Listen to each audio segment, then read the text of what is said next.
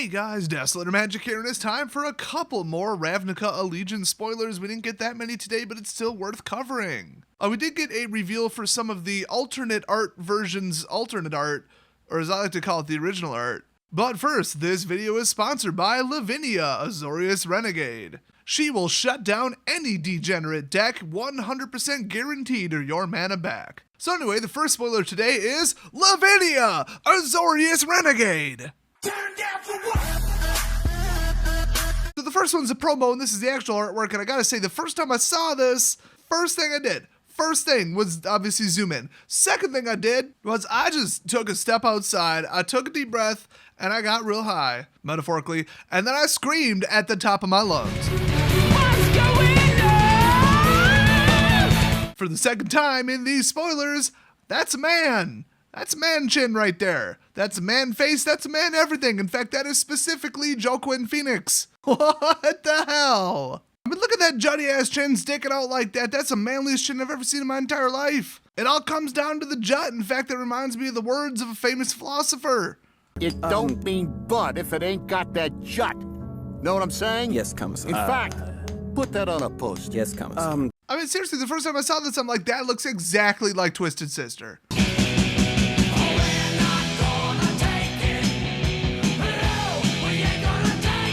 I don't see a difference. Do you see a difference? Why the hell did they have to make Lavinia a man? Oh, look how woke and diverse we are. She's a man now and she's trans. Shut the hell up. She never was. You retconned that in the story. Piss off with that. If you still don't believe me, let's compare Lavinia's totally not manly chin and cheekbones to some other noteworthy manly men. All right, let's look at this man right here. I have no idea who this is. I just typed sexy William Penn lookalike into Google. Don't do that. Do not type that. And this is what popped up. Manly as hell, but still, that chin is still leagues away from Lavinia. I even typed in manly looking escape mental patients into Google and got this image. I mean, pretty manly bro right here. We can all agree with that. Pretty damn manly chin, I will admit, but nothing compared to Lavinia. How the hell did we go from Liz Taylor when she had short hair to Osama bin Laden trying to sneak out of Pakistan dressed as a woman? By the way, like 3 years ago, at least, when Tolarian posted this on Twitter and he put, "If only I was as cute as my son," I may or may not have went, "Okay," and replied with this. And I feel like that has something to do with the fact that he has literally never said one word to me ever on any platform or mentioned me. I'm actually not sure that he doesn't think that I'm just a figment of his imagination. Oh, that reminds me, on a totally related topic, Imperious Oligarch. It's a 2-cost, 2/1 Orzhov human cleric, and it has Vigilance and Afterlife 1, which is the new Orzhov mechanic. Pretty neat. When this creature dies, create a 1/1 white and black spirit creature token with flying. So if something had Afterlife 4, I assume you would create 4 white and black spirit creature tokens with flying. That's pretty nuts. I mean, there's only really one effect that I can immediately think of that works kind of like this in standard right now, and it's Elendra. She's the legendary vampire where whenever anything else dies, she gets a counter, and then when she dies, she brings out 1 vampire for each counter on her, or her current power, or something like that. And I don't know if you checked lately, but she's crazy. I think she's still like $8. So this mechanic is insane. Did I not totally say, yes, this is rhetorical, I did say this, that they were gonna do some sort of massive, huge mechanic that plays around control? Either Undying, Persist, or some sort of kill it twice, one creature dying brings out more creatures kind of effect. I literally said that like a month and a half ago. Here it is. I mean, I am so far inside Wizards of the Coast heads right now. They're probably at the psychiatrist's office right now trying to get me out.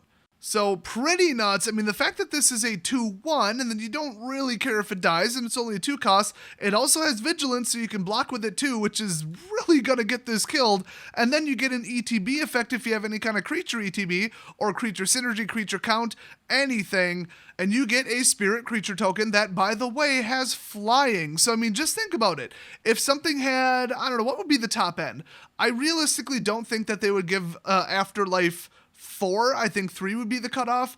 But then again, if it costs like 8 mana, I mean, so I can't really say what the cutoff would be. But I think within reason, losing 1 creature and then having it turn into 3 would be a little much if they're all flying, because you are never going to chump block them to death unless you've got some big old bird in the air. Absolutely crazy mechanic. I love it. I feel like they might do something with counters too, where it's like place a counter on this and then it gains afterlife for each counter.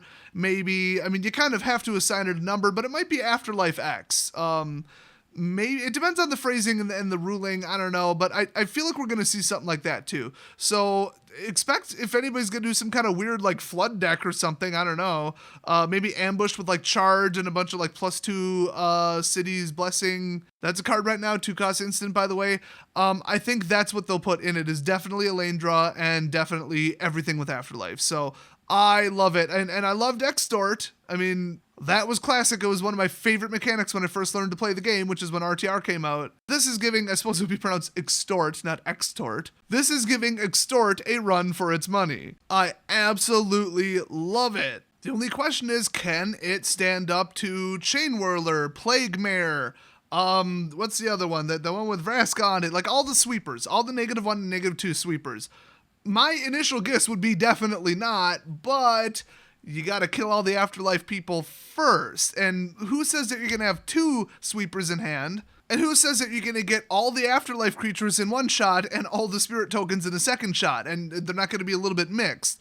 I think that like even a full-blown board wipe is not going to take out everything. You're always gonna have something with afterlife out if somebody does an afterlife deck. So I'm pretty excited about this. Hopefully you guys are too. This is huge.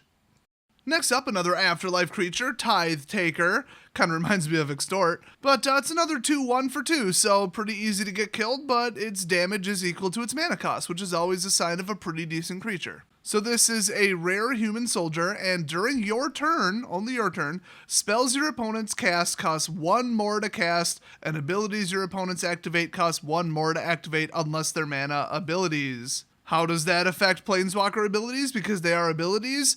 I don't know. Why are you asking me? I would assume you gotta pay 1 mana to light them off. I mean, why wouldn't you? Plus it has Afterlife 1, so once your opponent finally manages to kill this menace, you get a 1/1, and 2 damage on the ground, 1 damage in the air.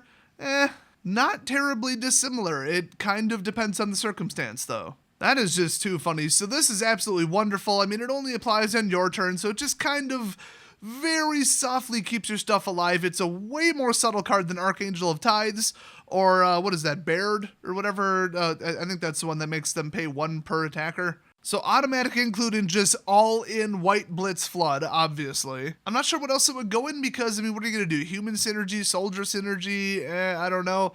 But maybe a sideboard. Maybe if you're just sick of getting your stuff blown up by stupid red spells and there you go. By the way, mix this with Damping Sphere and you are going to shut some stuff down. So all the rest of the spoilers, I guess, today were like artwork spoilers. It's the original versions of the alternates that we've already seen from the promo list. So here is promo Gate Colossus and other Gate Colossus. I mean, obviously they both look cool. I kind of prefer the original a little bit. I mean, the first one's just a bit of a different art style, I guess. So we got a Growth Spiral. I mean, technically the same artwork, but boy, does that look a lot less cool without the cool bottom on it. The same goes for Light Up the Stage. I mean, I didn't even realize it because I'm just looking at them side by side now, but the subtype and the name bar look pretty darn cool, although that, like, white lettering versus black lettering, never really did love it. I mean, it kind of works on this card, but I don't know, just white lettering never looks quite right.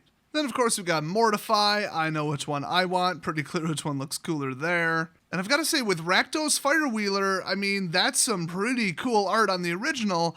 And then the promo one looks so different because it's like, you know, beneath the text and it's like a full art. Honestly, they're really going like a Pokemon card direction. This just screams Pokemon with the way that they did the art and the like lettering over top of it, the clear box. I never really liked that in Pokemon. I think for this exact card, it kind of works, but it's a little busy. It's a little hard to read. You look at the black text on white background, it's like, okay, yeah, there's less room for the artwork, and that sucks. The artwork is right around 50% of the card, but, I mean, readability. I mean, let's just play the game. So which one I actually like better, just stylistically and art-wise? I don't know. I mean, I'd probably lean towards the promo, though, so I get where they were going with that. And finally, the last one is Simic Ascendancy. Pretty cool there. I mean, you can see we don't have the Simic Guild stamp in the middle of the text. I don't know which one I like better. They're both really cool. I think they both look amazing as foil. kudos to both artists. So that is it for today. 2 truly new cards and a couple art swaps. Oh, by the way, earlier today, I decided to buy about $1,000 worth of Bitcoins at I don't remember, 3,400, something like that. And they went up a couple percent. So, a couple percent on $1,000 is a couple dollars. So, hey, if you're a crypto dude, I guarantee you, even 3,000 would be the floor. And even that, nobody's making money mining at those costs. Or I should say, compared to the cost of electricity and depreciation, wear and tear of the equipment, and the initial investment, which you want back. So if you're into the crypto scene, keep your eye on it. I think you kind of missed the bus so far today, but who knows, it might shoot up to 4. So, never know. I'm holding it for probably at least a week just to see what happens. If it goes back down to 3.3, I'll sell it, whatever. But let's just say, a good government or commercial bond, probably not government right now, a good commercial bond would be 4 or 5% right now. And you can make 5% in a week on this stuff, or a day. I'm actually up about 5.7%, it appears. So yeah, a whole lot of nothing in the last couple weeks with Bitcoins except for downward trends. So I just wanted to bring that to everybody's attention at the end of this video, just in case you're into that. Also, why the hell not? I've got an affiliate link for Coinbase.com, the premier and most respected and oldest and most secure by far exchange for multiple cryptocurrencies. I did say you missed a train on this one so far today, but then again, if you use my link to sign up for Coinbase, you get an extra $10 on a deposit of $100 or more. So you could just retroactively make the entire 10% up. And it actually only went up about 5% today, 6%, something like that. So yeah, risks involved, but in my opinion, because I've been in the Bitcoin community since 2010, if it goes back down or doesn't go up too quickly, you really just have to wait at this point. It's only a question of how long you'd have to wait. So if it dips back down to 3.4, 3.3, you really just have to wait for it to go up. So, there's always a risk of losing your money, but it's not like Bitcoins are going to dip to 1,000. That's virtually impossible. It's a pretty safe investment at this point. We haven't seen a multi-$100 jump in a long time. So I think people were watching for a point to get back in at, and now they're like, ooh, look at this, and everybody's going to jump back on it. It might be 4 or 5 by later this week. So you don't want to miss out on that, but only use money that you can risk, that you can afford to lose, as they say. So hey, link in the description. Thanks for watching. Don't forget to subscribe and leave a big old thumbs up. I don't usually say that, but I've been checking the stats and still 48% of the watchers on the average video are not subscribed. What the hell? So please do, and I will see you guys next video.